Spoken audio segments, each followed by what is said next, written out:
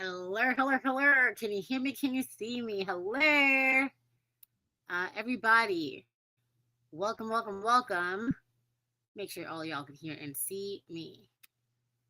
If you can, if you hear my voice right now, if you see my face right now, please comment, comment, comment. Last week, I was missing all of the comments. I apologize, but this week we are back. I wanted to uh, holler at all y'all to say we're halfway through almost. We're almost halfway through August, and people are back in school. So this year is a flying by. But if you don't know who I am, if you've never met me, if you've never seen me, hello, nice to meet you. Hello. I am Tenille, and I guide people through reclaiming their identity and designing a full life even after diagnosis. And this is the Happily Healed with Tenille podcast. Hi, thanks for being here. Uh, Let me know what platform you are chiming in from and where you are. Oh, okay, here we are. You can see me on Instagram. I love that, love that, love that. Thank you so much. Cool, cool, cool. I want everybody in the room. Get in the room. Share this, share this, share this, share this. Get in the room because we have an incredible guest today. I am super excited to have this guest on today. Yes, yes, yes, yes. Thank you, thank you. Awesome. Okay. So, yes, we have an incredible guest today, and I met her on TikTok. Okay, I was on TikTok. I was just scrolling, and like attracts like, and I have been seeing some chronic illness baddies on the TikTok, and I stopped because she did something that I have never really seen, and is so needed. So I inboxed her. I'm like, hi, be my friend, please. Like, let's be loopy baddies together. And she was like, okay, cool. So she is a mother of three. She is a chronic illness warrior. She is the owner of a nonprofit. She is a veteran. Thank her for her service. Get in the comments and thank her for her service because that is insane. Went into the military after lupus. She's a sweet, kind, wonderful human as far as I am concerned. She has agreed to hang out with us today, and I want everyone to get in these comments and pay her some respect. Put some respect on her name. Everyone, please welcome Dr. Shenae. Hello. Hi. Thank Thank you you so so much. much for being here. Yes, thank you for having me. I'm so excited. Yeah, I'm super excited. Okay, so Shenae, Dr. Shenae to be exact, respected. Okay. Um, so please, for people who don't know, you've never seen you. Also, we're gonna have all of her social media, so follow her on the Tickety Tockety specifically where I found her. Please let the people know who you are, where you're from, and what you do. Okay, so of course, Dr. Shenae Whitehead. I recently moved to the DMV area, so I'm actually in Northern Virginia now from North Carolina. That's pretty much where I've been the majority of my life. Military brat, and then I ended at Bragg. So there you go. But I'm a psychologist, so licensed in the state of North Carolina. I still have my private practice there. And serial entrepreneur. So my daughter and I, now 14-year-old, we opened a kids spa in the Fayetteville area. So we recently closed it, hopefully to bring it here to Northern Virginia. And then of course my nonprofit, the Stacey Jones Foundation, named after my mother, who passed away in 2018. She passed from pancreatic cancer. However, she also had lupus. And so then myself and my sister as well. So we're in this interesting kind of family trio. So of course, learned a lot through my mom with having lupus. But once I was diagnosed and seeing her early on in my career, I made it a point to really focus on the mental health aspect of living with lupus. And so that's really my big thing, because I feel like even though we're in 2026 and people talk about mental health more, there's still not a lot. And then on top of it being in the Black community, mental health is still kind of, I feel like in its infancy, with trying to encourage people. But mental health is part of your overall health. So I'm just a very big advocate on that side. Awesome. I love that so much. Like I was so intrigued because I don't see people who are in the mental health space who have chronic illnesses. I know a lot of people. There's some doctors like that are doing rheumatologist, whatever body stuff, but like mental people don't understand that it is so mental to have a chronic illness. So Yes. like, I want to skip all like people don't know you, so they need to know you first, and then we're gonna talk about how you got into mental health because that's so fascinating to me personally. But okay, so Yeah. for the people. So how did you get diagnosed? Like, what was the uh like catalyst that brought it out? Like, even though if you have did your sister and mom get diagnosed first or no? So my mom first, she actually was around my age now, so a little before 40, 37 is when she was officially diagnosed. But she had symptoms for years and of course just didn't know, what it was. Yeah. So Mhm. then how it happened? You got sick. How did you get sick? What were the symptoms that brought you? Um, so it was really interesting. I feel like a lot of it, or at least then, we were always told that it's some like stressful event, major traumatic event, whatever that kind of manifests itself because a lot of lupus is related to stress. And so in Mm. my case, what my doctors think was the birth of my son. So Oh, wow. in 2006, after I had him, and it was a very traumatic pregnancy to say the least. And so afterwards, I, kind of jumped right back into working. Been a workaholic since 14 and working two jobs. And so basically, one day like my whole body just started hurting. And I was telling my mom and I was like, it's like I can't explain it, but like my body felt like I was on fire and it was literally like locking up. And every year, like my family was big on going to the beach, especially like Myrtle Beach Mm. every summer. And I know my back, especially, just felt like it was on fire. And I know I turned and I showed my mom, and I had like all of these like big lesions, like, I mean, big, like just all over my back. And of course, I told my mom, I was like, I'm not going to the beach like that. Like, I don't even know what this is. Like, I just felt like, ugh. And so my mom was like, hey, write down all your symptoms. So I know I had a lot of joint pain, a lot of fatigue, and I kept pushing myself. And my mom was like, I feel like you might have lupus. So she had me see her rheumatologist at the time. And so I did, and she ran some labs, the initial, kind of stuff. So I know I had a positive ANA during that time, but of course she didn't do a lot of other stuff. But she was like, "Your labs look exactly like your mom's." But I know at that point I was trying to join the army, so I was like, "This is nice, but." Like I don't, if I do have that, then me trying to better myself for my son by joining the military, like that's not going to happen. So needless to say, me just being me, I was like, you know what, I'm going to push through this because my symptoms were also very similar to those of sickle cell. So that's what they thought I had, but all of those Mm. tests came back negative. And Super so common, like yeah, sickle and cell. Yeah. yeah, very, very much so. And so after that, I was like, you know what? I'm just out of sight, out of mind.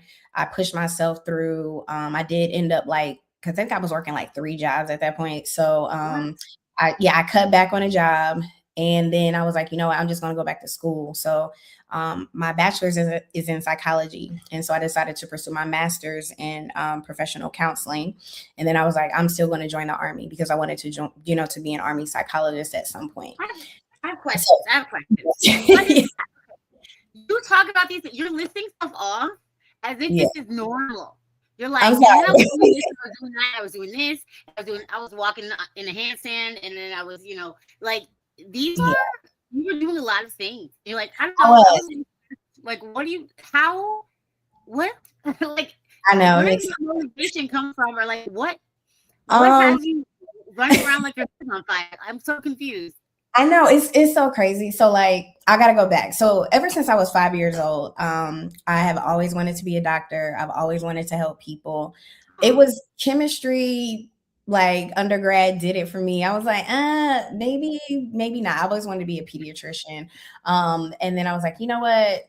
I fell in love with psychology once I took that intro to psych class. And I was like, I can still help people. And because I'm also a childhood sexual abuse survivor. So that's what got me into mental health. So I felt like I had nobody and I wanted to be that person, when it came to helping children. And then I was just fascinated by how the mind works. So that's where being a psychologist came in. Like, I want to be the person to do testing and diagnose and, and all that good stuff. So in my mind, I thought I was taking stuff off my plate, and it was just that brief period of time, and then it never happened again. So she was like, well, we're not going to give you the lupus diagnosis. So, we'll just keep an eye on it. Basically, we'll come back to your lab. So needless to say, so I wasn't officially diagnosed until like years and years later, but I survived basic training. So of course in basic, I'm at Fort Jackson in the middle of the summer. I joined in July. So I'm praying to God, he is like our culprit. So I'm like, oh my God, please, nothing. But miraculously, no, I never had any, no flares, no issues or anything at all. Thank gosh. And then I left basic, went to Fort Benning for officer school, and then transferred to my unit at Bragg.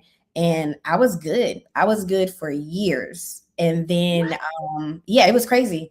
And then over the years, I would say 2011-ish is when I started to have periodic joint pain. And it's always in the same, for me, it's always my hands and my forearms really kind of really bother me, dull achy pain. But again, during this time, I'm still carrying a lot, married, dual military. Then I have my daughter. And, I'm now working on my doctorate. So I'm used to having a lot of stuff on my plate. So for me, it's I don't really see it as stress. And then it wasn't until I came to the end of my PhD program, I got matched in Ohio. And I got to where it was the worst, I think, flare I've ever been in life. I had a lot of chest pain. I couldn't walk. I had the rash. So butterfly rash came on my face. Joint pain and stuff was unbearable. And I had both of my kids with me because my husband at the time was active duty and stationed at Bragg. So of course he couldn't come with us. And I was just like, how do I make it this far in my program? And it's my whole body just wants to shut down. And they did the Holzer monitor. So they, found out I did have pericarditis. So I had fluid around my heart. That's the heart and lung monitor. That's what that is. And then it started. Yes. And then it started with connective tissue disease. So, I let them know, hey, my mom, has, she was diagnosed by that time. And I was like, she has it. And it was okay, well, we'll do the labs. Even though everything was kind of showing, there was still kind of hesitance there. So after matching, I went back to Fayetteville. Why did they not connect the dots when you have family with it? And why was that not the first thing that they said? This could definitely be the thing that your mother had. Right. Yeah. I never got a clear answer for that. I just know my mom was you just watching her, you have to keep advocating, because some doctors just don't listen, or I don't know why. To me, I'm okay, it would have, made treatment and stuff a lot easier. But for whatever reason, that wasn't the case. And then it got worse. So I was okay, well, I'll be in this little gray area for now. And then when I came back to Fayetteville, I got referred to this rheumatologist. I will not say her name or her practice. But needless to say, she told me it was fibromyalgia. And I felt like she was playing in my face. And I was okay, wow, I'm presenting all of this stuff. I'm giving you my worst case from here, and this is what you feel like it is. So I felt like she wasn't taking me seriously at all. So from there, I pushed my doctor to refer me to UNC Chapel Hill, because that's where my mom got all of her treatment from. And that's where the diagnosis. You said you pushed your doctor to refer you somewhere else. So you broke up with that doctor. You said, this isn't working. I don't want to be here. She was not it. So how did you do that? What was the conversation like? So it was crazy because I'm a nice person. I'm really a nice person. But when it Like, how comes you to preface that? Because you're like, did I punch her in yeah, the face? But I'm guessing you didn't do that. Like, I am yeah, you're a passionate. nice person. Yes. Yes, but I literally like I went toe to toe with her at that point because I'm like, okay, now we're on like doctor to doctor level. Like we're not. Mm, And so like I hate to throw that card, but I felt like this is my health and my life and right. you're not going to minimize it. And so we did. We Yeah. had that conversation. She was absolutely nasty. And I was just like, wow, yep, wish you well. You definitely have lost a client and I will not ever refer anybody to you at all. But yes, once I got to UNC, just the history and with the follow-up and everything. So I officially got my diagnosis in 2017. Wow. After So how many years of dealing with it? 10 by How, that point. 10 years. 10 years until diagnosis Yeah. and switching doctors because they weren't listening to her. Y'all, if that is not the most unfortunately common story of like consistent, persistent things are happening. I'm telling the doctor, I'm telling the doctor. And it took her having to change doctors in order to get the diagnosis that she was after. Pay attention to the fact that you don't have to already be a doctor to say to them, like she's saying, this is my life, this is my health, and we're not doing this. Send me somewhere else. Take Yeah. take that same phrase if you need to take it, because it makes no sense how long it takes to diagnose people when there are obvious signs and they want it to be everything else besides lupus. This is not the show House. This is real life. Right. Sometimes it is lupus, okay, guys? Sometimes it is lupus. Okay. So you got your diagnosis, and how did that impact you then? Like, you're already a doctor. Are you practicing Yep. psychology or yes? Okay, so you're practicing and you get this diagnosis. So how did you cope with it? You're helping other people cope with their stuff. How did you cope with your diagnosis? It was hard. I think initially it was like, oh my gosh, it felt like a death sentence. Only because again, I witnessed. So during that 10-year period, like I watched my mom, like I watched her health kind of decline. I remember like she went from, being on Plaquenil, of course, your prednisone or back and forth, and then like the chemo pill, and then like taking her to chemo appointments. Like it was a lot. And so for me, I was just like, oh my gosh, like I'm gonna at some point get to where like I'm not gonna be able to have all this joy, and all these wonderful experiences with my kids like my mom, because all I knew was I'm younger being diagnosed and going through the motions that my mom did. So it was depressing at first. And then it's like it turned into, well, how can I try to make that different? And I think that's where it's like the blessing and a curse of me going so hard is like really trying to find that balance. So I started to like overdo stuff. Oh Lord. Yeah, like when it came to my kids and work, it was like, no, we're having this experience. We're doing this because like I just didn't, I didn't know. And then it didn't help because I was also experiencing a lot of stress like in my marriage at the time, and then not realizing how impactful that was. So there is a like some light at the end of the tunnel with this, but that was probably the sickest that I had been across my lifetime to this point was during my marriage. And miraculously, when I decided to say, hey, I don't, it's just not working out, and I wanted a divorce, that literally turned everything upside down. So I started to really say, like, stress is like going to be the death of me when it comes to, to having lupus. And then when my mom did pass in 2018 at 52, it was like, oh my gosh, like, I have to make changes if I want to be here beyond that. So in 2020, because of course my divorce took a while to finalize thanks to wonderful COVID. But during that time, I was like, you know what? I just woke up one day and said, I'm going to have control over what this looks like. And I just stopped taking my medication. I stopped taking Plaquenil, and I was like, you are going to change your life starting today. So I love that. Don't listen. People don't listen to us. We both did that, but don't do it. Yeah, don't do that. Like, don't do anything. Talk to somebody. Yes. Okay. So Yes. I want to backtrack a tiny bit. So Well, first of all, I want to say, did you hear that sometimes the stress, your illness, could be walking around in your house in human form? If you are around people or a person, if you are with somebody who is stressing you out consistently, break that off, kick them out, get out of that situation, because it could literally be people around you making you sick just from being stressful, just from having everything being stressful. And I want to ask a question about you said you started overdoing everything when you got diagnosed. So what in your mind when you started overdoing everything, was it because you were afraid like this could be your last time doing everything, so you just want to do everything? Like you said, you going everywhere with your kids and doing all this stuff, like you were trying to make a wish kid yourself, you know what I mean? Yeah, that's what I was doing. And because like in my, when my mom was in her 40s, like I'm watching her get to where like, she's wearing a cane or using a cane, I'm sorry, or just watching her like we're doing stuff as a family, but like I'm noticing she's like going off because I know she's in pain.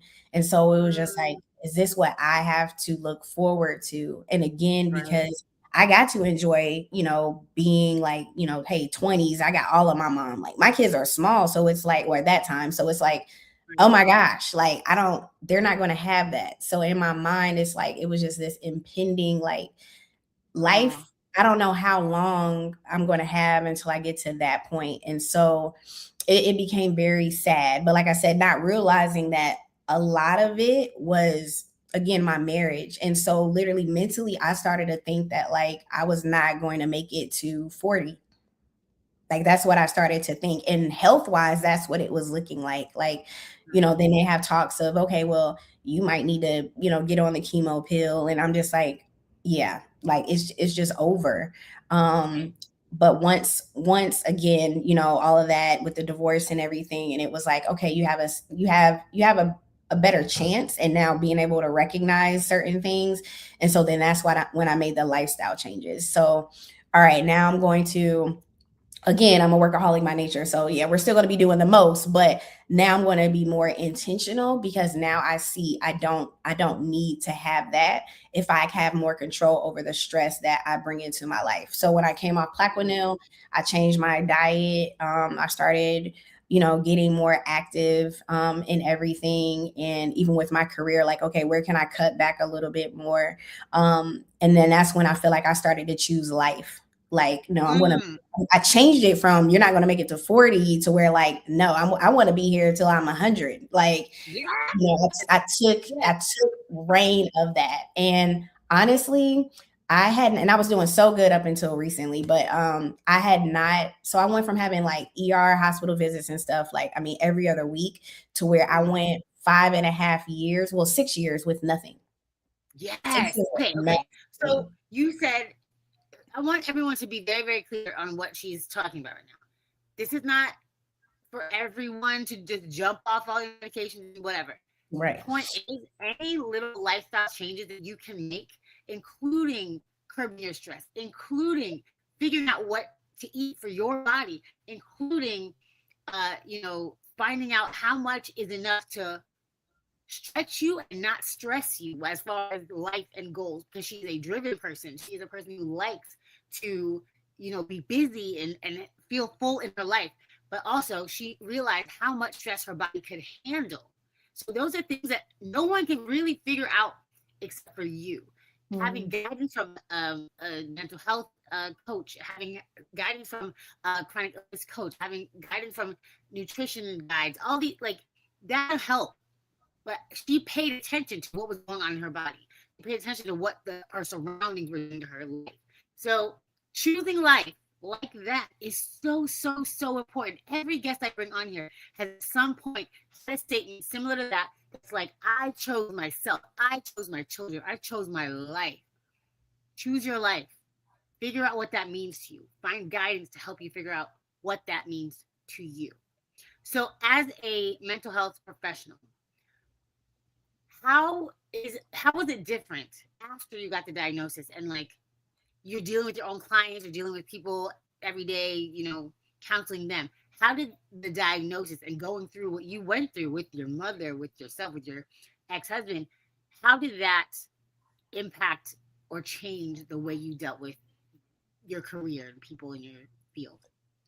I think for me, it definitely helped me better empathize with people who deal with chronic illness, even chronic pain. Like we all Mm, have, different pain thresholds, right? Like I have a high pain tolerance. So that means I'm gonna get to dying point before I even go to be seen. Like I'm just gonna thug it out and then I'm yeah. like, okay, yeah, maybe I might need to go get checked I out. think that's all of Um us. I think that's all the chronic illness people. Like, we don't yes. realize, because like when I was in the hospital, a lot of times they're like, "Are you sure you're okay?" Because like I didn't have a reaction because I had learned how to like self-soothe and just be like, Mhm. "Okay, this hurts, but I'm gonna thug it out." Like you said, like one thug tear if I gotta do it, but like I'm fine. Like I fell through a glass table once, and Yes. I am laying at the glass table, and I call my friend, and I'm like, "Hey, I have good news and bad news." And he's like, "What are you talking about?"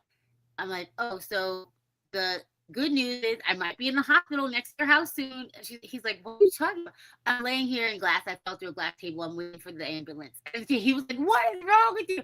Like it is a pain threshold that you will not understand until it has to happen. Like you don't have a choice. It's you grow that pain tolerance. Okay, so you have a high pain tolerance and you're not going to the hospital. Go team, go, go. Yes. And so I think too, that's when I went in my mind. And so this is like the nerd in me because I'm always like researching. I'm like, I wonder if therapy can be like some sort of mitigating factor when it comes to those of us who deal with some sort of chronic illness. So I took myself as an example. So I had to go back to 2020 mentally, like, so what did I do different in addition to diet and exercise? I got therapy. So what I did was I told myself, like, I have to heal from all of the trauma I previously experienced because I had to think about my mom. And, during the 60s, like when she was growing up, like none of that stuff was anything. And so, like, I started to connect the dots. Like, okay, my mom had lupus and then she had, Trojans and then all these other things, but she ended up having cancer. So, again, what is kind of different? And so for me, and I still am a firm believer, like internalizing a lot of things, I feel like definitely affects you physically. And so I said, so, but that's something that I can help. That's something that I can kind of preach to my clients. Like, no, a lot of things can't be fixed medically, right? Sometimes you're going to be dealt a certain hand, but how you cope with it, how you navigate is really going to make a difference. So it's not to erase or invalidate the level of pain that you have, but you can still live. You just have to Wait, reframe. I'm so sorry. Can y'all hear us? Tony, can you hear us? Can you hear us right now? Hello, hello. She's talking. She's been talking. Can you hear us? I don't know. Somebody said they lost sound. I'm wondering if it's them or if it's us. I don't want anyone to miss this. So good so far. Oh no. Bren, Sonia, anybody, let me know if you can hear us because people are saying they can't. I need my ride or dies to tell me, yes, please watch the replay. Please come back. I'm hoping that the sound is picking up on the recording end. Okay. Anywho, Mr. Strudel, go ahead. Okay. Okay, cool. They can hear you. Some people can't. Okay. Okay. Okay. Go Perfect. ahead. Go ahead. But yeah, so I do. So I feel like a lot of that we hold inside definitely plays a role in a lot of the, physical illnesses and things that we unfortunately end up enduring. And so that's what I had to think about. And I was like, you know what is something that a lot of us that have been diagnosed have in common? And a lot of us have trauma histories. A lot of us have endured, a lot of different things. We're also suffering from anxiety and depression, Mm-hmm. PTSD and different things. And so I'm like, there has to be some correlation. So what is it that we can do different? And so when I started to work with my clients that, go through these different health problems, I literally tried to be that voice for them. Like, again, Yeah. nobody is taking away that life sucks, right? You got to take medication, go Mm-hmm. to doctor's appointments, and have all these limits and things like that. But there are still things that you can still do. There's a Mm-hmm. still life that you can create. Yeah. And it's just going to look different, but it doesn't Right. mean that it's going to have to suck all of the time. And so that's what I Exactly. teach. Like, Like Yeah. I still do everything that I do, and I try not to let lupus kind of hinder that. And Right. so it's like I had to say it's a part of me, but it does not define me. My name is not Shenae Lupus Whitehead. Like that is not my name Hello? at all. Testify. Hello? That's crazy. That's exactly what it is. It's like, yes, this is a part of you now. This is like your conjoined twin, I guess. Like this is your broke best friend. Like leave me alone. But you still have your own identity. Even identical twins have their own identity. So like this lupus is not a part of your identity as much as it's a part of your story. It's a part of like motivation for certain things. It is something you accommodate to make your life work. It's still not your identity. You're not changing your name and putting lupus in the middle. So yes, preach that from the rooftops. I love that. And you were going on the list of mental illness that goes along with chronic illness, and yes, you were like reading my chart. Yes, okay, it's depression and PTSD, because medical trauma is something that I don't know how to explain to people. Like, if you know, kind of thing. Like, all Mm, when I have long hospital stays, sometimes I'll go home and I'll still hear the beeps and the beep, beep and wake up at the times that they would wake me up to give me shots and take my blood and all that stuff. Like, it's a traumatic experience that you're having, being sick, in pain, and people bothering you and not believing you, and the gaslighting and the mm, you got to do this and take this and new medication and try this. Blah, blah, blah. Like, it's so much more than people like. It's not a flu, guys. Like, it's different. It's very different. So I'm yeah. so grateful that you're in this space and doing this work and like advocating for us, because you get it. Like, I understand that people can go to school for something, but to be in the shoes of somebody who's going through the things is different. And I'm so grateful that I found you. I'm so grateful that my audience is going to be able to Thank you. talk to you and follow you and contribute to what you're doing. I want to read a couple of the comments here. Okay. Okay. Um, so, well, to God be the glory. Choose life. I pinned one comment right here and it says, uh, Dr. Whitehead, your perseverance is amazing. I concur. Thank Okay. you. Brent Harris from Oklahoma said, medical breakups are so hard. They're so hard. They really are. Uh, and I want to acknowledge everybody in here from Oklahoma, from DC, Washington, DC, from Trinidad, from uh, New York, from Strong Island specifically. Y'all, she's wearing clothes. Stop asking that. What's wrong with you? Yes, I have on clothes. Yes, people have multiple comments. Why is she naked? She's not. I would not allow people naked on my Just show. having the shirt is just off shoulder. Yeah, see? Y'all are ridiculous. Survivor. Amen. Amen. Fibromyalgia is a medical what? Oh, come on. Let me see this comment. Is medical community politically correct term that they don't know what's wrong with you? Yeah, same with lupus though. They're like, we don't know. It's probably this thing. We don't know. Yeah. Yeah, that is crazy. 100% internalized. Um. Okay. Okay, a lot of people telling me they can hear. Thank you so much. Tell it, girl. Tell it. Yes, I love it. People chatting you down. It's very cute. Um, but yeah. So you're at this point. How did you decide to get to be on TikTok? How did you decide like that was your platform of choice to grow your everything? Because I see So you. yeah. So it's funny because I feel like I've been like the late social media person. Like when Facebook came out, when I was, like my undergrad in college, of course, we were the cool kids on the block. And then like I was late to Instagram. I literally joined in like 2014. But with my kids, seeing them, and I'm like, you know what? Maybe I need to do something professionally. So it started off me just really focusing on the different because there's some type of mental health awareness to something like every single month. So I was like, Yeah. okay. And then when May rolled around, and of course that's, our National Lupus Awareness Month, I was like, you know what? Let me do that. And then when I went to June, I didn't get the same love. So I was like, hold on. Right. There are a lot of people that want to hear me talk about mental health with lupus. And so then that kind of became my niche. And like ever since, I've just been going with it. So I try to really, come from a place where I speak about either stuff that like I've thought about experienced, or things that I've heard people kind of talk about, and I just give like my raw opinion on it. And of course, it's a platform, so it's educational. Like I no clients or anything from it.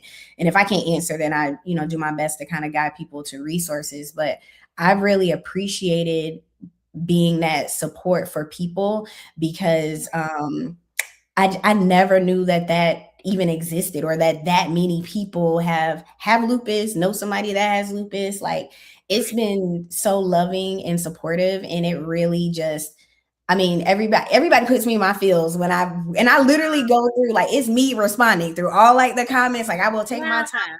Like, I love it. I really, really do. And I think it just, for me, really solidifies and confirms, like, the reason that I'm in the field that I'm in. And I was like, I never expected to go into that direction professionally, but maybe that is what is needed. It's so needed. Like the community of it all. Like I would not be here. Promise you, I would not be here if this community did not hold me the way they hold me. Like I remember being diagnosed and feeling so alone, and like nobody even knows what this is. Like this is so Right. dumb. Like, I don't even know. Like I can't talk about this with anybody. And like the support groupie type of things that they had online were all just really sad. Everyone was like, "Oh, we're all dying. Everybody's dying." And I'm like, "No, thank you. No, Right. thank you."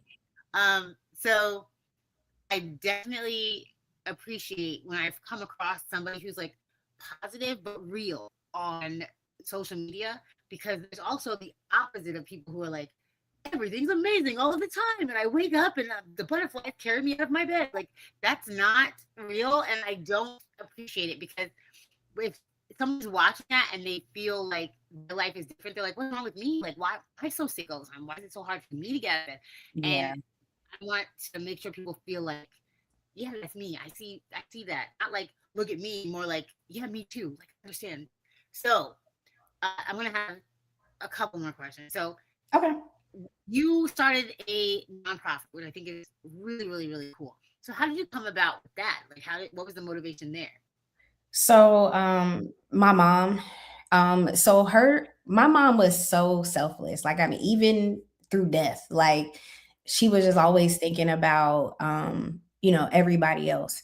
And so her biggest thing, especially with kids, I remember like one of my sister's friends got pregnant in high school, and like her and my dad, like they took her in, like took Aw. care of this little girl. Like they were always like the parents of the whole neighborhood. But it was something like special about children. Like my mom was like, no kid should ever like have to go through Christmas and not like wake up with nothing.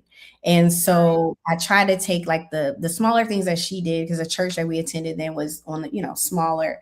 And I was like, you know what? I want to take my mom's vision, and I want to like put it out even more. So I started to attach myself to local organizations specifically for kids that were either like lower income or in foster care.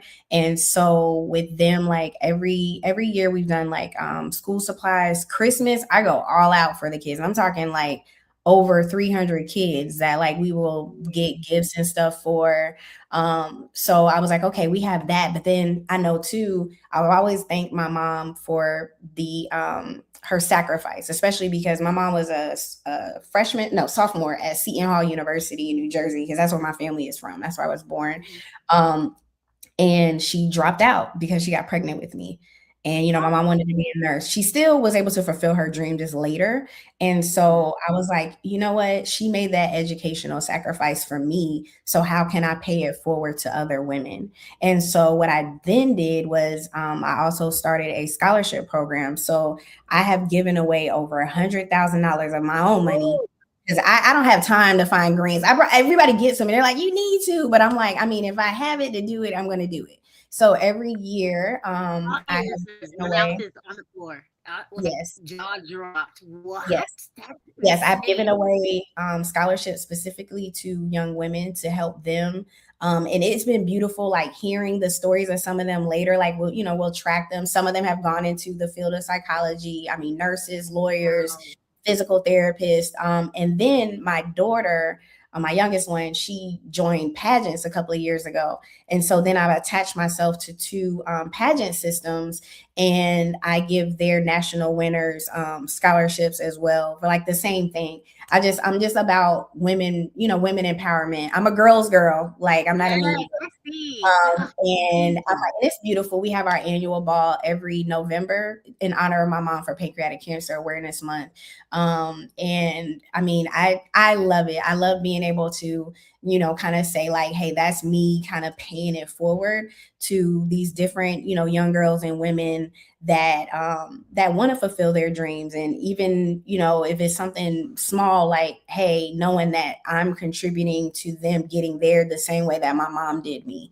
And so that's continuing her legacy, in that right. So those are like really the big things. And then just other community events. We do the Big Hat Brunch for Nana every May. So that's in honor of my mom, for Lupus. And like I'll bring in guest speakers to kind of talk about their stories. And that's like a real, we all get dressed up, wear our big hats and everything. And That's so um, fun. yeah. And then domestic violence, because I'm a survivor. So I talk about that, what that was like growing up, witnessing, like my mom be physically abused by my dad.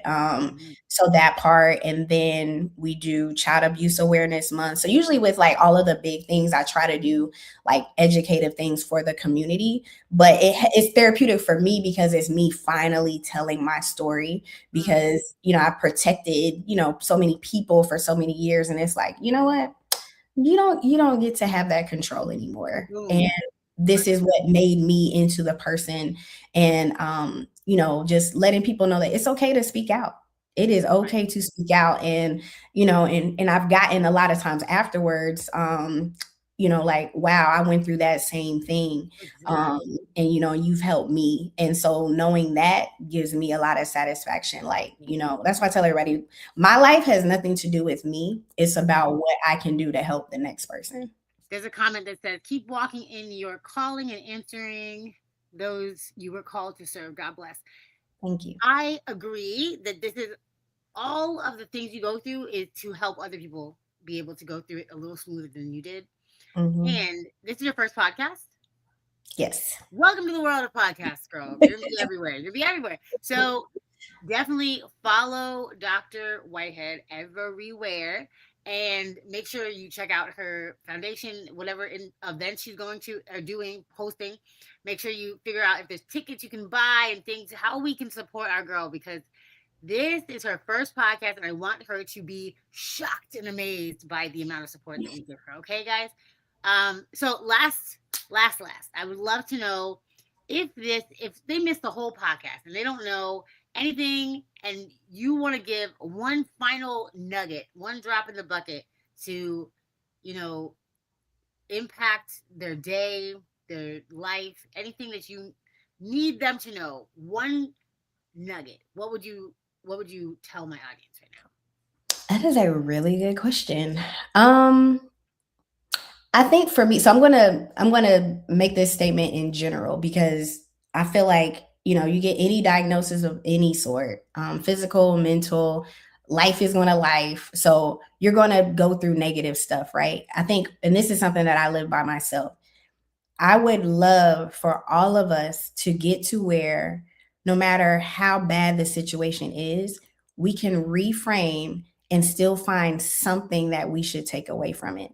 It doesn't 100% have to be positive, but it's when we find ourselves focusing so much on the negative aspects that we lose that control for ourselves, and everything around us is just daunting. So if we could take that time to reframe the situations that we're in or the information that we are given, to just really appreciate the moment and take from it what we're supposed to take. And just know, you're not going through it alone. I hate to be the one to say, oh, it could always be worse, because I feel like everybody says that like all of the time. But just know that it is your lived experience. Nobody can take that away from you.